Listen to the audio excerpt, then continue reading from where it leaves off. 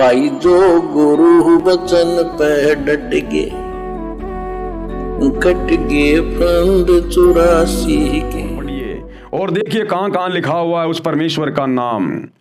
सूर फातिर यानी फातिहा 1 बिस्मिल्लाह अर्रहमान रहीम, इसमें खुदा को रहीम कहा है। रहीम का मतलब रहम करने वाला। इस आयत का हिंदी अनुवाद शुरू करता हूं खुदा का नाम लेकर जो बड़ा मेहरबान व निहायत रहम वाला है। अब इसका वास्तविक अर्थ सतगुरु रामपाल जी कर रहे हैं। इसमें कबीर नाम मूल पाठ में नहीं है, परंतु उसका नाम कबीर है, ये भी लिखना चाहिए क्योंकि महिमा उस परमेश्वर की है। संत रामपाल जी महाराज बाखबर द्वारा बताए ज्ञान को समझकर आज बहुत बड़ा जन समूह अपने रहमान कादिर रब प्रभु कबीर को पहचान कर सत भक्ति कर रहा है, यानी सच्ची इबादत कर रहा है, अर्थात वे सच्ची इबादत कर रहे हैं। इस आयत का सही तजुर्मा अर्थात अनुवाद इस प्रकार है। बिस्मिल्लाह अर्रहमान रहीम का सही अर्थ क्या है? शुरू करता हूं खुदा का नाम लेकर जो कबीर बड़ा मेहरबान निहायत रहम वाला है। वो खुदा कबीर है जो सभी चीजों का जानकार है तथा जिसमें ये गुण हैं। विशेष सूर फातिहा 1 में 7 आयत हैं। मुसलमान समाज कहता है कि ये कुरान का ज्ञान जिसने भेजा है वह हमारा रब है, यानी शैतान को ये अपना रब मानते हैं। उसका दिया इल्म जिब्राइल फरिश्ता बिना मिलावट व फेरबदल किए ज्यों का त्यों लाया और हजरत मोहम्मद को दिया। यानी मुसलमान धर्म के फॉलोवर उलेमा काजी मुल्ला ये भी मानते हैं कि हमारे अल्लाह का दिया गया ज्ञान जिब्राइल फरिश्ते ने हमारे नबी हजरत मोहम्मद को ज्यों का त्यों दिया, उसमें कोई मिलावट नहीं है किसी भी प्रकार की। तो भैया तुम्हारा वही खुदा वही अल्लाह जो वास्तव में शैतान है, उसने जिब्राइल के माध्यम से जो ज्ञान बताया उसमें तो ये भी तो लिखा हुआ है सूरत फुरकानी 25 आयत नंबर 59 में कि जिस अल्लाह ने 7 दिन में आसमान और जमीन के दरमियान जो भी कुछ था उसको बनाया और फिर 7वें दिन तख्त पे जावे राजा, उसकी जानकारी किसी बाखबर से जा पूछो। तो मुसलमान धर्म के भाई और बहनों तुम्हारा अल्लाह तो फैल हो गया भगवान और उसके ज्ञान के विषय में जो हजरत मोहम्मद को कह रहा है कि उस अल्लाह के बारे में जिसने पूरी कायनात को रचा मैं भी नहीं जानता। अगर ये ज्यों का त्यों है तो पहली बात तो तुम्हारे अल्लाह ने अपने आप को डुप्लीकेट घोषित कर दिया कि मैं अल्लाह नहीं हूं, I am not real God. Allah वो है जिसने 6 दिन में पूरी सृष्टि को रचा और 7वें दिन तख्त पे जा बैठा। और उसके बाद कह रहा अपने नबी से हजरत मोहम्मद से कि मैं उसके बारे में नहीं जानता, किसी बाखबर से जा पूछो। तो ना ही तो बाखबर तुम्हारा वो अल्लाह है, ना तो शैतान हुआ बाखबर, क्योंकि वो कह रहा है कि किसी बाखबर से पूछो। तो तुम्हारे डुप्लीकेट अल्लाह को भी जानकारी नहीं है, वो भी किसी बाखबर की ओर संकेत कर रहा है। और ना तुम्हारे हजरत मोहम्मद को पता, ना तुम्हारा नबी हजरत मोहम्मद बाखबर है, क्योंकि नबी को तो कह रहा है वो डुप्लीकेट अल्लाह तुम्हारा खुदा कि हजरत मोहम्मद किसी बाखबर से जाके पूछ। अगर हजरत मोहम्मद ही बाखबर होता तो तुम्हारे अल्लाह को ये बात बोलने की जरूरत ही नहीं पड़ती हजरत मोहम्मद को कि उस अल्लाह के विषय में तू किसी बाखबर से जा पूछ। तो भाई ना तो बाखबर यानी अल्लाह के विषय में जानने वाला तुम्हारा नबी हजरत मोहम्मद है और ना ही कुरान का ज्ञान देने वाला वो डुप्लीकेट तुम्हारा अल्लाह। तो बाखबर कौन है फिर? जो सारा ज्ञान रखता है वो इल्म वाला कौन है? वो है सतगुरु रामपाल जी।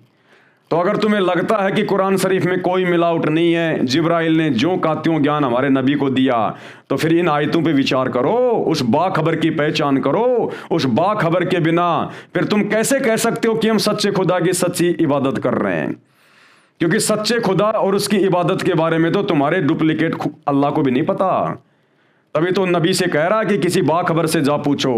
अगर उसको पता होता तो खुद ही बता देता, बाखबर के लिए क्यों कह रहा है। और अगर हजरत मोहम्मद वो बाखबर होता तो हजरत मोहम्मद को तो वो खुद कह रहा है कि भाई तू किसी बाखबर से जा पूछ।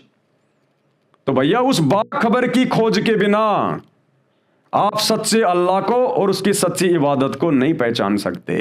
और वो बाखबर वो अल्लाह खुद ही बनकर आता है, आज आया हुआ है। सूर फातिहा 1 में आयत नंबर 7 है, मुसलमान समाज कहता है कि ये कुरान का ज्ञान जिसने भेजा है वह हमारा रब है और उसका दिया हुआ इल्म यानी ज्ञान जिब्राइल फरिश्ता बिना मिलावट व फेर बदल के ज्यों का त्यों लाया और हजरत मोहम्मद को दिया। कुरान ज्ञान दाता ने कहा है, यानी मुसलमानों के डुप्लीकेट अल्लाह ने कहा है कि शुरू अल्लाह के नाम से जो बड़ा ही मेहरबान और रहम करने वाला है। यदि इसके तजुर्मों में ऐसे लिख दिया जाए कि शुरू कबीर अल्लाह के नाम से जो बड़ा ही मेहरबान और रहम वाला है तो और सार्थक बन जाती। आयत नंबर 1, तारीफ यानी प्रशंसा अल्लाह के लिए जो सारे जहान का रब शब का मालिक है। आयत नंबर 2, वह बड़ा ही मेहरबान और दया करने वाला है। यहाँ पर साफ साफ लिखना था वह कबीर ही मेहरबान और दया करने वाला है। आयत नंबर 3, अंतिम न्याय के दिन का मालिक है, सबके कर्मों का लेखा वही करता है, उसी के अधिकार में है। आयत नंबर 4, हम तेरी ही इबादत पूजा करते हैं और तुझसे ही मदद चाहते हैं। आयत नंबर 5, हमको सीधा मार्ग दिखा।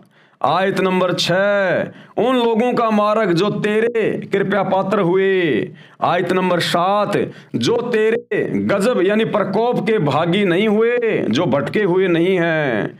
विशेष अब सतगुरु रामपाल जी परमेश्वर क्या कह रहे हैं इस सूर में? कुरान ज्ञान देने वाला अपने से अन्य कादिर अल्लाह सबके मालिक की इबादत करने को कह रहा है, उसकी महिमा बता रहा है कि मैं उसकी प्रशंसा कर रहा हूं।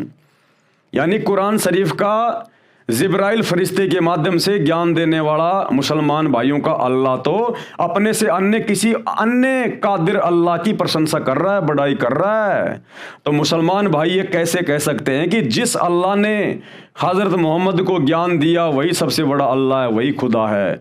अरे वो तो किसी और खुदा की महिमा बयान कर रहा है, उसकी पाकी बयान कर रहा है, उसकी प्रशंसा कर रहा है।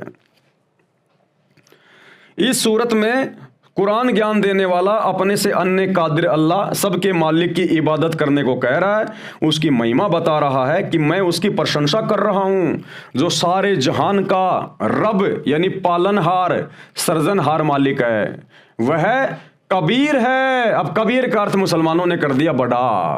वह कबीर बड़ा मेहरबान है और दया करने वाला है, सब कर्मों का हिसाब वही करता है। उसी से प्रार्थना की है कि तेरी इबादत करने वालों को सच्चा भक्ति मार्ग बता। विचार करें अब सतगुरु रामपाल जी परमेश्वर क्या कह रहे हैं, ध्यान से पढ़िए भाई और बहनों। आप और हम भक्तों के लिए भी इस पेज पर बहुत ही महत्वपूर्ण बातें जो हमारा विश्वास बढ़ाएंगी। विचार करें, अल्लाह का कोई नाम भी है, वह नाम लिखना भी अनिवार्य है। जैसे प्रधानमंत्री की महिमा बताएं तो उसका नाम भी बताना होता है। मुसलमान प्रचारक यही गलती किए हुए हैं। जिन साधकों यानी संतों महापुरुषों को वह अल्लाह आसमान से अपने तख्त सिंहासन से चलकर पृथ्वी पर आकर मिला, उनको यथार्थ ज्ञान बताया, अपना वह लोक दिखाया जिसमें उसका तख्त यानी सिंहासन है, जो सब जन्नतों से उत्तम जन्नत सतलोक है, उन संतों को फिर पृथ्वी पर छोड़ा। उन महान आत्माओं ने आंखों देखा, अल्लाह का स्वरूप नाम तथा स्थान बताया है। हमने उन महापुरुषों पर विश्वास करना चाहिए। आदरणीय धर्मदास जी पर, आदरणीय गरीबदास जी पर, आदरणीय दादू जी पर, आदरणीय नानक जी, इन सभी को अल्लाह कबीर मिला। इनको अपने 7वें आसमान सतलोक में लेके गया जो सब जन्नतों से ऊपर है। उनको सब कुछ बताया, सब कुछ दिखाया। शैतान इस डुप्लीकेट अल्लाह से परिचित करवाया। ब्रह्मा विष्णु महेश की व्यवस्था से सर्व ब्रह्मांडों को दिखाया, सबसे परिचित करवाया। फिर उनको नीचे जमीन पर छोड़ा, उनको दिव्य दृष्टि दी, उनका ज्ञान योग खोला। फिर उन्होंने हम भटके हुए लोगों के लिए, चाहे वो किसी भी समाज के क्यों ना हो, उनके लिए फिर उन्होंने वो सदग्रंथ लिखे। तो हमने उनकी बातों पर विश्वास करना चाहिए। वे कोई मांगने खाने वाले साधु संत नहीं थे। आदरणीय गरीबदास जी जो गांव छुड़ानी जिला जज्जर हरियाणा में थे, उनके पास में 1400 एकड़ जमीन थी, 2500 बीघा जमीन के मालिक थे। वो साहूकार थे। उनको क्या जरूरत थी ये झूठ लिखने की? उन्होंने जो भी लिखा बिल्कुल सत्य लिखा, जैसा उन्होंने देखा। आदरणीय धर्मदास जी जिन्होंने कबीर सागर लिखा, और आदरणीय धर्मदास जी इतने बड़े धनी थे जब वहां के राजा के ऊपर कोई आपत्ति आती थी तो धर्मदास जी के बाप दादाओं से वित्तीय सहायता लिया करते थे। यानी धर्मदास जी की आज से 600 साल पहले 17 अरब की संपत्ति बताई गई। 17 अरब, यानी उस समय धर्मदास जी के पास में 17 अरब।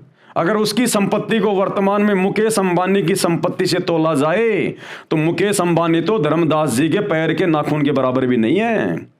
वर्तमान में 20 लाख करोड़ रुपए की संपत्ति है मुकेश अंबानी की, और 600 साल पहले धर्मदास जी के पास में 17 अरब। यानी वर्तमान में मुकेश अंबानी धर्मदास जी के नौकर की श्रेणी में है। तो बताओ धर्मदास जी को झूठा कबीर सागर लिखने की क्या आवश्यकता थी? उन्होंने कोई स्वार्थ में लिखा होगा, कोई मांगने खाने के लिए लिखा होगा? उन्होंने जैसा देखा, अल्लाह ने जैसा दिखाया, आप और हम आत्माओं के कल्याण के लिए उन्होंने ऐसा ही लिखा। इसलिए हमने उन महापुरुषों पर विश्वास करना चाहिए। भाई जो गुरु बचन पे डट गए, कट गए फंद 84 के, कट गए फंद 84 के, कट गए फंद 84 के।